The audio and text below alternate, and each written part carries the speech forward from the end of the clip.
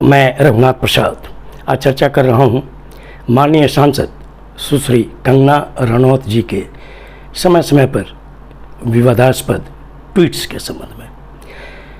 सुश्री कंगना रनौत अब फिल्मी कलाकार ही नहीं है, सिर्फ वो लोकसभा के सदस्य हैं। हम लोगों को ये उम्मीद थी कि उनमें गंभीरता आएगी, लेकिन अभी भी लगता है कि उनमें कोई गंभीरता नहीं आई। वो भी उसी नक्शे कदम पर चल रही हैं जैसे श्रीमती स्मृति ईरानी चला करती थीं, और अब उनके कोई ट्वीट्स नज़र नहीं आते और लगता है कि जैसे पार्टी ने भी उन्हें भुला दिया है। सुश्री रनौत अपने आप को लाइमलाइट में रखने के लिए कभी ट्वीट कर देती हैं नेता प्रतिपक्ष श्री राहुल गांधी जी पर विवादास्पद ट्वीट, तो कभी श्रीमती विनेश फोगाट पर ट्वीट कर देती हैं। उनको सोचना चाहिए कि अभी आपको बहुत आगे बढ़ना है, और इस तरह से अगर आप ट्वीट करती रहेंगी और विवादास्पद बनी रहेंगी तो आपकी भी छवि कमोबेश श्रीमती स्मृति ईरानी जैसी हो जाएगी और बहुत मुश्किल परिस्थितियों का आपको सामना करना पड़ेगा। और सबसे जो अजीब ट्वीट हम लोगों को लगा एक भारतवासी के नाते कि उन्होंने ट्वीट कर दिया कि शांति के लिए युद्ध करना पड़ता है। महाभारत और रामायण का उदाहरण उन्होंने दिया और उन्होंने कहा कि सभी लोगों को तलवार की धार मजबूत करनी चाहिए, उसे तेज करना चाहिए। आखिर क्यों?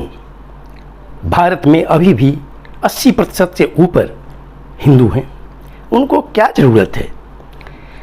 कहीं भी चिंता का विषय होता है तो अल्पसंख्यक, जैसे पाकिस्तान है, बांग्लादेश है, जहाँ हिंदू अल्पसंख्यक हैं, ईसाई अल्पसंख्यक हैं, बौद्ध अल्पसंख्यक हैं। लेकिन अब समय बहुत तेज़ी से बदल रहा है। कोई भी सरकार अपने अल्पसंख्यकों के साथ अगर गलत व्यवहार करेगी तो अंतर्राष्ट्रीय छवि उस देश की खराब होगी और अंतर्राष्ट्रीय स्तर पर उन्हें बहुत कुछ भुगतना पड़ेगा। बांग्लादेश में हाल के दिनों में जो हुआ, वहाँ की वो आंतरिक परिस्थिति है, उस पर हम लोगों को कुछ नहीं करना चाहिए। और सुश्री कंगना रनौत जैसे सांसद को भी कोई भी इंटरनेशनल इशू पे बयान देने के पहले बहुत कुछ सोचना चाहिए।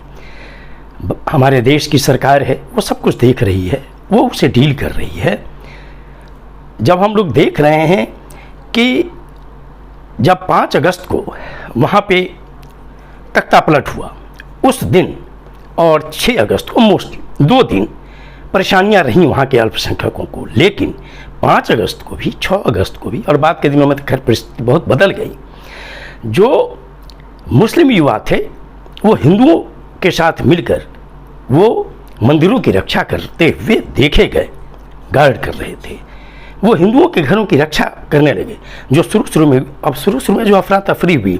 अब आप सोचिए कि बांग्लादेश के निर्माण में जिस महापुरुष का सबसे बड़ा योगदान है, शेख मुजीबुर रहमान का, पूरी दुनिया ने देखा कि उनकी मूर्ति के साथ किस तरह का अशोभनीय दृश्य हुआ। और अभी एक सोशल मीडिया पर हम लोगों ने देखा कि जो शहीद स्मारक है वहाँ भी बहुत ही अशोभनीय दृश्य हम लोगों ने देखा। तो अब जब वहाँ की आंतरिक परिस्थिति ऐसी है तो अब हम लोग देख रहे हैं कि काफ़ी परिस्थितियाँ बदली हैं। और अब जो वहाँ पर अंतरिम सरकार बनी है मोहम्मद यूनुस साहब के नेतृत्व में, जो मुख्य सलाहकार हैं और अन्य जो 16 सलाहकार बने हैं, वे लोग देख रहे हैं इस बात को। और श्री मोहम्मद यूनुस सहित सभी मंत्रियों ने करीब करीब प्रयास किया है कि वहाँ पर अल्पसंख्यकों के साथ अब कोई दुर्व्यवहार नहीं हो, उनके साथ कोई घटना नहीं घटे। बहुसंख्यक आबादी पर उनकी रक्षा का भार है, उनके पूजा स्थलों की सुरक्षा का भार है, चाहे वो हिंदू हों, ईसाई हों, बौद्ध हों। स्पष्ट कहा गया है कि सभी अल्पसंख्यकों का भी उतना ही हक है उस देश पर जितना हक मुसलमानों का है। और सभी लोगों ने वर्ष 1971 के स्वाधीनता संग्राम में साथ साथ वहाँ संघर्ष किया है। इसीलिए सुश्री कंगना रनौत जी को इस तरह के ट्वीट से बचना चाहिए, चूँकि इसका असर कमोबेश किसी न किसी तरह हमारे देश में भी आपसी विवाद बढ़ाने में हो सकता है। भविष्य में हम लोग उम्मीद करते हैं कि उनमें ज़रूर ऐसी भावना आएगी और इस तरह के ट्वीट से वो बचेंगी और यही देश के हित में होगा। ये वीडियो आपको अच्छा लगा हो तो निश्चित तौर पर लाइक करें, शेयर करें। अब तक मेरे चैनल को आपने सब्सक्राइब नहीं किया, सब्सक्राइब करें, बेल आइकन को टच करें ताकि मेरे हर आने वाले वीडियो का नोटिफिकेशन आपको तुरंत मिल जाए। आप सभी लोगों के लिए शुभकामनाएं। धन्यवाद। जय